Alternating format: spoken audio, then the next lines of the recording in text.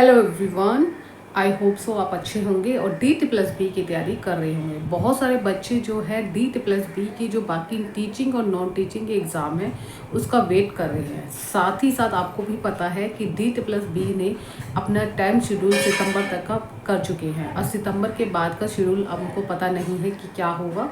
इस वीडियो में हम डिस्कस करेंगे, साथ ही साथ हम PRT वैकेंसी की भी डिस्कस करेंगे कि कब तक आ सकती है। और हम डिस्कस तीसरा पॉइंट जो होगा कि हम तैयारी कैसे करें DT+B की, जिन्होंने अभी तक स्टार्ट नहीं किया है। अगर आप चैनल पे फर्स्ट टाइम है तो चैनल को लाइक शेयर और सब्सक्राइब करना ना भूलिए। मोस्ट इंपॉर्टेंट पॉइंट्स हम डिस्कस करेंगे। सबसे पहले पॉइंट है कि DT+B ने जो सितंबर तक का शेड्यूल बना दिया है उसके बाद एग्ज़ाम कब होगा। देखिए मोस्ट इंपॉर्टेंट बीच बीच में आपने देखा होगा कि बहुत सारे गैप है। देखिए यहाँ पे एग्ज़ाम इसलिए है क्योंकि आपको भी पता है कि हमें जब DT+B अपना एग्ज़ाम कंडक्ट कराता है तो कहीं ना कहीं हमें सेंटर चाहिए होते हैं।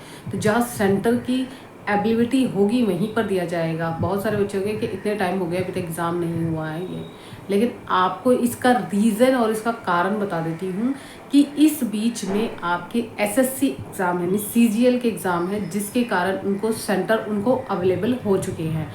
अब DT+B में इसलिए नहीं होते क्योंकि वो एग्ज़ाम सेंटर का होता है, सेंटर एग्ज़ाम होता है, तो उसको कंडक्ट कराना सबसे पहले प्रियोरिटी दी जाती है, फर्स्ट प्रियोरिटी दी जाती है, जिसके कारण से आपके जो एग्ज़ाम हैं, जो बाकी एग्ज़ाम पेंडिंग हैं, जो PGT के हैं, TGT के हैं, NTT के हैं, नॉन टीचिंग एग्ज़ाम भी है बहुत सारे, तो इस कारण से ये मेन रीज़न है। इस कारण से DT+B अभी तक एग्ज़ाम कंडक्ट नहीं कराया है जिनके रह गए हैं।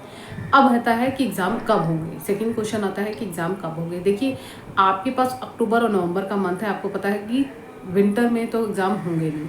अब इन 2 महीने में हो सकता है अब किसके एग्ज़ाम हो। सबसे पहला क्वेश्चन है, हो सकता है वो एग्ज़ाम कंडक्ट कराएगी DT+B जिसके कैंडिडेट्स बहुत ही कम हैं, मिनिमम है, उनके एग्ज़ाम हो सकते हैं। अब वो किसके हो सकते हैं। नॉन टीचिंग में काफ़ी सारे एग्ज़ाम ऐसे होते हैं जिनके कैंडिडेट्स इतने ज़्यादा अप्लाई नहीं करते, तो हो सकते हैं। और PGT के भी हो सकते हैं। मैं हो सकता है इसलिए कह रही हूँ क्योंकि शॉर्ट नहीं है। PGT के भी एग्ज़ाम हो सकते हैं, साथ ही साथ हो सकता है कि NTT के एग्ज़ाम लें। लेकिन यहाँ पे फिर क्वेश्चन है कि नॉन टीचिंग PGT या NTT में से कोई भी एग्ज़ाम हो सकता है, लेकिन यहाँ पे जिनके कैंडिडेट्स कम हैं उनके एग्ज़ाम कंडक्ट हो सकते हैं। Second thing is TGT exam को लेके जो काफ़ी सारे, उसमें भी जिनके अप्लाई किया था, जिन्होंने कम कैंडिडेट्स ने अप्लाई किया था वो हो सकते हैं। लेकिन यहाँ पे भी है कि ज़रूरी नहीं है कि अगर इतने सारे एग्ज़ाम देखें, नॉन टीचिंग के भी है, PGT के भी है, ज़रूरी नहीं है कि ये एग्ज़ाम सारे ही इकट्ठे हो जाए। कुछ जो एग्ज़ाम बहुत ही ज़्यादा इन्हें लगे कि हाँ नॉन टीचिंग में ये पोस्ट की कम अप्लाई किया तो उनका एग्ज़ाम पहले हो जाएगा इन 2 महीने में, नहीं तो अगले साल, अगले ईयर्स में आपके एग्ज़ाम 100% होंगे ही होंगे। इसके लिए आप ज़्यादा सोचने की या परेशान होने की ज़रूरत नहीं है। अब बहुत बच्चे ये सोच रहे होंगे तो हो सकता है कि पहले PGT के करा दें, फिर हमारे जो second is thing is non teaching, फिर NTT एंड TGT लास्ट में ये है। लेकिन ज़रूरी नहीं है, मैंने फिर आपको अगेन बोलती हूँ, जिनके कैंडिडेट्स कम होंगे तो उनके भी एग्जाम कंडक्ट है। डिपेंड करता है कि उन्हें सेंटर सही जगह पर अवेलेबल हो जाए उस टाइम, अगर कोई और एग्ज़ाम ना पड़े तो। ठीक है, ये इंपॉर्टेंट पॉइंट था जो बहुत ज़्यादा परेशान थे। TGT को लेके काफ़ी सारे बच्चे का जो मैसेज कर रहे थे कि मैम एग्ज़ाम कब होगा, तो मैंने एग्ज़ाम बता दिया कि TGT का एग्ज़ाम नेक्स्ट ईयर तक ही जा सकता है। 100% तो श्योर नहीं हूँ, लेकिन हो सकता है कि नेक्स्ट ईयर में ही हमारे जाएगा ही जाएगा, क्योंकि ज़रूरी नहीं है अगर टाइम शेड्यूल होगा तो TGT और PGT या नॉन टीचिंग NTT के ही एग्ज़ाम हो सकते हैं। इसके अलावा जो बाकी एग्ज़ाम है वो बाद में ही होंगे। अब आती है सेकेंड थिंग इज़ PRT की वैकेंसी। देखिए PRT की वैकेंसी की बात करूँ तो PRT की वैकेंसी में काफ़ी सारा जो MCD में होता है या DOE में होता है या NDMC के जो टोटल पोस्टें होती है उसको मिला के हमारे जो एग्ज़ाम होगा, वो जो नोटिफिकेशन आएगा वो हमारा आएगा सितंबर के बाद, कभी भी आ सकता है। ठीक है, सितंबर या अक्टूबर के बीच में कभी भी नोटिफिकेशन देखने को मिल सकता है। जो मेरे पास जो मेरे स्टूडेंट मतलब मेरे जो फ्रेंड्स होते हैं वो मुझे बताते हैं कि इस टाइम पर हो सकता है, मे बी इंश्योर नहीं है। क्योंकि कहीं ना कहीं काफ़ी सारा शेड्यूल होता है कि अपना बनाना पड़ता है फिर नोटिफिकेशन। लेकिन जो PRT की वैकेंसी है वो सितंबर या अक्टूबर के आसपास मिल सकती है देखने को। अब इम्पोर्टेंट DT+B में अब तैयारी के लिए हमें क्या करना है। देखिए DT+B के लिए सबसे ज़्यादा है कॉमन पेपर और दूसरा सब्जेक्ट पेपर। टीजीटी पीजीटी के लिए तो कॉमन पेपर आपका सेम ही होता है, ऑलमोस्ट सभी का सेम होता है, नॉन टीचिंग के लिए भी सेम होता है और एनटीटी के लिए भी। लेकिन यहाँ पे कॉमन पेपर की सबसे ज़्यादा तैयारी करने से आपको स्कोरिंग करना है, क्योंकि आपको क्वालिफाइंग एग्ज़ाम नहीं था कि आपको क्वालिफाई मतलब मार्क्स लाने हैं, ये लाने, अब ऐसा कोई क्राइटेरिया नहीं है। तो मोस्ट इम्पॉर्टेंट है कि आपकी हिंदी, इंग्लिश, रीजनिंग, ये अगर आपकी कहीं ना कहीं अच्छी होती है, बेस्ट होती है। दिक्कत आती है मैथ्स और जीके की, क्योंकि मैथ्स का सिलेबस भी वास्ट है और जीके का भी सिलेबस वास्ट है। और अगर हम सोचें, अगर अगले साल तक DSSB एग्ज़ाम कराता है तो आपके पास काफ़ी समय है।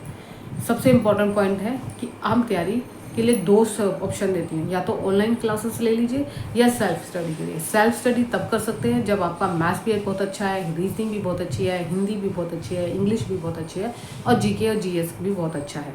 सेकेंड थिंग, सेल्फ स्टडी के लिए मैंने बता दिया। ऑनलाइन क्लास का मतलब ये होता है कि आपके कॉन्सेप्ट क्लियर हो जाते हैं, आपको क्वेश्चन का पैटर्न पता चल जाता है, ट्रिक पता चल जाती है। मैथ्स में तो स्पेशली ट्रिक से ही होता है, क्योंकि शॉर्ट्स होते हैं, तो शॉर्ट्स में हमें जल्दी, क्यों बोल रही हूँ, क्योंकि DSSB में स्पीड बहुत अच्छी होनी चाहिए, लेवल उसका हाई होता है। ऑनलाइन पेपर होता है, आपको भी पता है, ऑनलाइन पेपर में कंपटीशन ज़्यादा होता है और जिसकी स्पीड अच्छी होगी वही कम समय में ज़्यादा क्वेश्चन करेगा, क्योंकि आपका सब्जेक्ट भी होता है। तो कॉमन पेपर में भी आपको पता है हिंदी, इंग्लिश, मैथ्स, जीके और आपका रीजनिंग, ये सब सब्जेक्ट होते हैं। इसलिए क्लासेस के लिए कौन सी क्लासेस, नहीं क्लासेस ज्वाइन कर सकते कि आपको लगता है कि हम नहीं परचेज कर सकते, इतने पैसे नहीं हैं, तो second thing is online classes में यूट्यूब पे बतेरे ऐसी वीडियो है, तो बहुत सारी ऐसी वीडियो है जिसके माध्यम से आप तैयारी कर सकते हैं। अगर आपको मैथ्स के लिए अच्छी करनी है तो राकेश सर है, एसएससी की बहुत अच्छा सर कराते हैं। इसके अलावा मैं सचिन सर की बोल सकती हूँ, सचिन सर के जो सर हैं विजय सर, उनकी वीडियो दे सकते हैं। उनकी वीडियो यूट्यूब पे तो नहीं आती है, लेकिन आप उनकी क्लासेस ज्वाइन कर सकते हैं, क्योंकि मिनिमम प्राइस होता है और वो क्लासेस ज्वाइन करके आप DSSB की तैयारी कर सकते हो। बुक सारे सब्जेक्ट की हो सकती है, रीजनिंग, हिंदी, इंग्लिश, मैथ्स, सारे सब्जेक्ट की सचिन सर प्रोवाइड कराते हैं। अब आता है सेल्फ स्टडी वालों के लिए। सेल्फ स्टडी अगर आपकी बहुत जब ही कर सकते हैं जब आपकी बस है। इसके लिए बुक्स क्या है, देखिए अगर हम करें कि RD शर्मा की बुक्स है, उसके बाद और भी बुक्स अवेलेबल है मार्केट में। SSC की कोई भी बुक्स उठा लीजिए, मैथ्स की, रीजनिंग की और लूसेंट की बुक ले लीजिए। जीके के लिए, जीके अगर आपको स्ट्रॉन्ग करनी है, सबसे पहले आपका बेसिक के लिए NCERT बुक्स पढ़ना शुरू कर दीजिए। 6, 7, 8, 9, 10 अभी से स्ट्रॉन्ग कर दीजिए। नोट्स बनाइए। नोट्स इसलिए बनाते हैं क्योंकि हमें रिवीजन के टाइम में हमारी हेल्प करते हैं। साथ ही साथ करंट अफेयर्स के लिए अगर मैं बोलूँ तो यहाँ पे करंट अफेयर्स के लिए आप रेगुलर मैगजीन ले लीजिए, घटना चक्र आता है वो रेगुलर पढ़िए। कम से कम 1 साल की तो होनी ही चाहिए, क्योंकि अगर इस साल भी अगर हम देखें तो 6 महीने तो जीके आपकी करंट अफेयर्स तो होना ही चाहिए। सारी चीज़ें होनी चाहिए, उसमें इंक्लूड होता है कि आपकी कल्चर से, स्पोर्ट्स से लेकर, इंटरनेशनल से लेकर, या फिर कोई डे मनाया जाता है उससे रिलेटेड आपकी होनी चाहिए। तो ये सारे पॉइंट्स आपको ध्यान में रखना है। मैथ्स के लिए आपको इम्पोर्टेंट पॉइंट्स जो बताऊंगी, जो मैं अलग से कि हम डिस्कस करेंगे कि मैथ्स के कौन कौन से टॉपिक हम कर सकते हैं जिसमें से क्वेश्चन बार बार DSSB में पूछे जाते हैं। सिर्फ पैटर्न चेंज हो जाता है, पूछने का तरीका चेंज हो जाता है। रीजनिंग में भी कौन से, हिंदी, इंग्लिश में भी डिस्कस करेंगे अलग से। बात आती है सब्जेक्ट कमांड की। सब्जेक्ट कमांड में अगर आपका इंग्लिश है तो आपको लिटरेचर पढ़नी है पूरी, हिंदी है तो हिंदी साहित्य का इतिहास, पर साथ ही साथ आपके उसके साथ काव्य शास्त्र, आपके रस, आपके अलंकार, आपके जितने भी है काव्य गुण, लक्ष्यां, ये सारे, ठीक है, छंद। और इसके साथ ही साथ आपको पढ़ना पड़ेगा हिंदी साहित्य के इतिहास के साथ साथ और भी सब्जेक्ट है व्याकरण भी पढ़ लिए, क्योंकि व्याकरण से भी क्वेश्चन पूछे जाते हैं। TGT की बात कर रही हूँ, TGT का सिलेबस DSSB ने आपको दे रखा है, उसको पॉइंट टू पॉइंट लिखिए, देखिए, एक टॉपिक उठाइए, पढ़ना शुरू कीजिए, फिर सेकंड टॉपिक पढ़ना शुरू कीजिए, प्रीवियस ईयर के पेपर लगाना शुरू कीजिए। 2 टॉपिक कंप्लीट कीजिए, प्रीवियस ईयर के पेपर देखिए, या फिर कोई मॉक टेस्ट ले लीजिए। मॉक टेस्ट के लिए मैं आपको एप्लीकेशन बता देती हूँ।